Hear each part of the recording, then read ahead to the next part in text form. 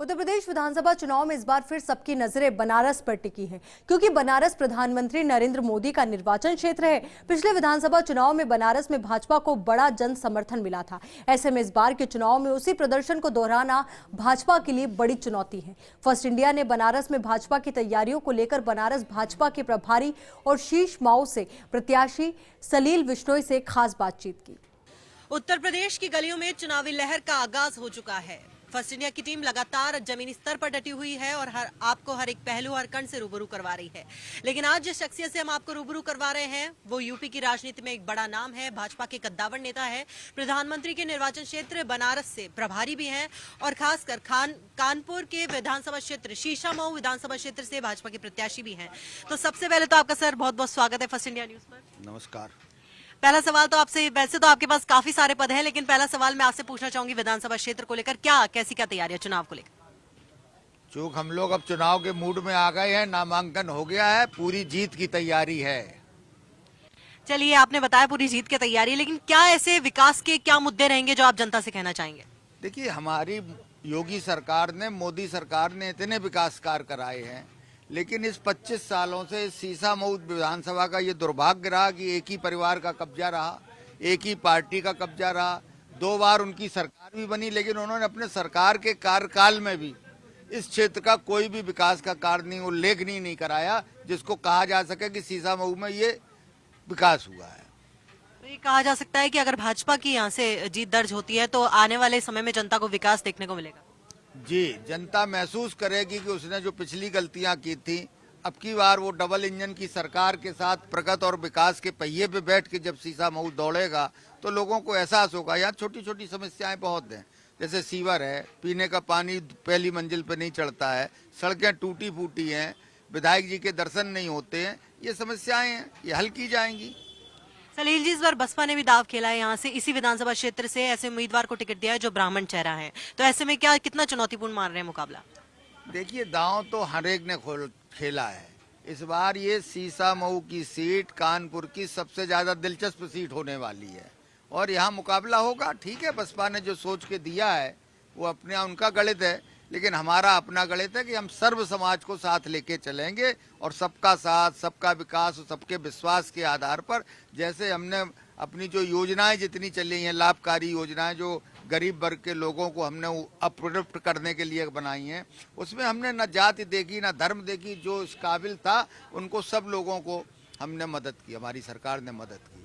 सलील जी, जो कि आप बनारस से प्रभारी भी हैं और प्रधानमंत्री का निर्वाचन क्षेत्र रहा है बनारस, पिछली बार खासा जन समर्थन देखने को मिला था, तो इस बार क्या जानते हैं कि पहले जैसा प्रदर्शन रहा था दोबारा दोहरा पाएगी भाजपा? देखिए, उससे बेहतर होगा, हम 300 के पार जाएंगे, ये आज आप नोट कर लीजिए। और बनारस में तो आसपास की जितनी सीटें हैं सब जीतेंगे। सलील जी, इस विधानसभा क्षेत्र की बात करें, क्योंकि लगातार आप भी जमीनी स्तर पर डटे हुए हैं, डोर टू डोर जा रहे हैं, कैंपेन कर रहे हैं, बात कर रहे हैं, लोगों से वार्ता कर रहे हैं, तो कैसा रुझान जनता का यहाँ नजर आ रहा है?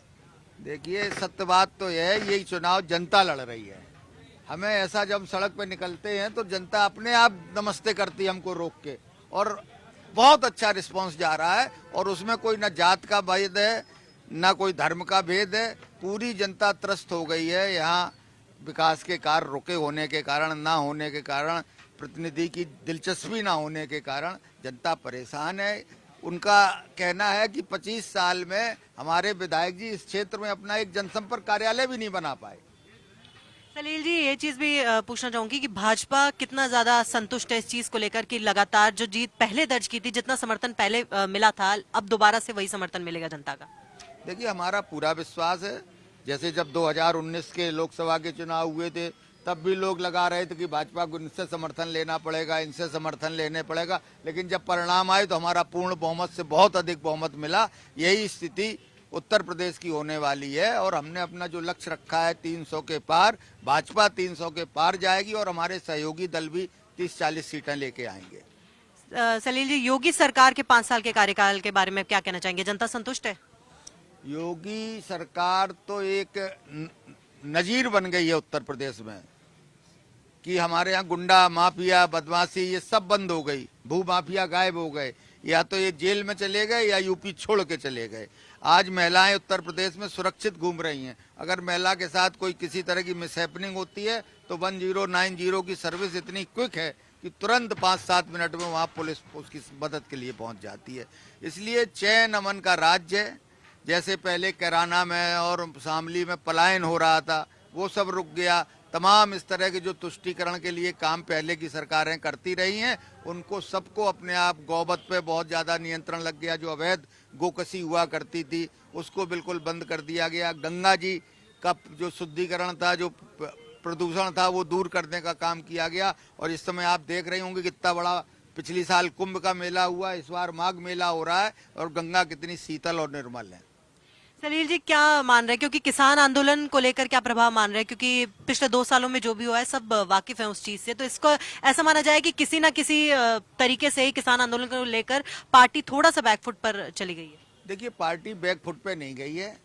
ये किसान आंदोलन प्रायोजित था कुछ बड़े किसानों का, और जो डीलर थे जो काम माल खरीदते थे कमीशन, उनका आंदोलन था। उत्तर प्रदेश में इसका बहुत कतई असर नहीं पड़ने वाला है। और पहली बार ऐसी सरकार आई है कि जिसने गन्ना बकाये का सारा मूल्य पेमेंट करा दिया। हमने किसान सम्मान निधि दी जो किसी ने सोचा नहीं था किसान ने। हमने यूरिया उपलब्ध कराई। पिछली सरकार में यूरिया के लिए लाठियां चलती थी, ब्लैक में बिकती थी। हमने कंट्रोल रेट पे और बहुत आसान तरीके से हर आदमी को यूरिया मिल रही है।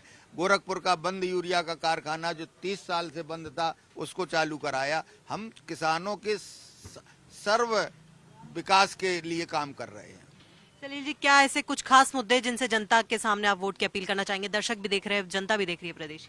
देखिए, ये मुद्दे हैं। एक तो लाइन ऑर्डर का मुद्दा है, और कोरोना के काल में उत्तर प्रदेश सरकार ने जिस तत्परता से काम किया है, किस तरह से उन्होंने अपना लॉकडाउन में रहा, खाना मिला, लोगों को अनाज मिला, 5 किलो अनाज दिया जा रहा है, तेल दिया जा रहा है, रिफाइंड तेल दिया जा रहा है, चीनी दी जा रही, नमक दिया जा रहा, मतलब हर तरह से जो कोरोना पीड़ित थे उनको, और जो कमजोर वर्ग के लोग थे सबको, क्योंकि 2 साल में लोगों का व्यापार कमजोर हुआ, लोगों की नौकरियां छूटी, लोग अब जाना नहीं चाहते हैं उत्तर प्रदेश के बाहर। जो गुजरात से, महाराष्ट्र से, कर्नाटक से जो प्रवासी मजदूर आए थे वो अपने गांव में ही रह रहे हैं।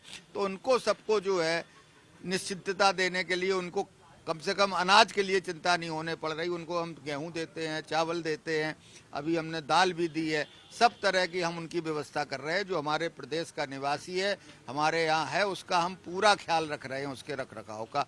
हमने जो है, जो गाँवों में वो चलती है योजना, उसको बराबर चला रहे हैं, कोई बंद नहीं किया है। हर मजदूर को काम मिल रहा है मनरेगा के अंतर्गत। सलील जी एक आखिरी सवाल पूछना चाहूंगी, माना जाए कि पूरी तरह से विश्वस्त है भाजपा जीत को लेकर? देखिए, भाजपा बिल्कुल तरह से कॉन्फिडेंस में है। अगर भाजपा को जरा से भी शक होता तो हम अपने 40-50 विधायकों के टिकट थोड़ी काट सकते थे, लेकिन हमने उसी आत्मविश्वास के साथ काटा कि जिन्होंने काम नहीं किया उनको बाहर का रास्ता दिखाया, और नए नौजवानों की इस बार संख्या ज्यादा है हमारे उम्मीदवारों में। हम अगली पीढ़ी तैयार कर रहे हैं। तो बिल्कुल ये थे हमारे साथ सलील बिश्नोई जी, जिनका साफ तौर पे कहना था कि विकास का मुद्दा हो या कोई और मुद्दा हो, जनता इस बार भाजपा को सत्ता में बिठाएगी, क्योंकि जनता ही चाहती है, जनता का रुझान ऐसा ही है। मैं कैमरा पर्सन इकबाल के साथ Dimple Sharma, First India News, Kanpur, Uttar प्रदेश।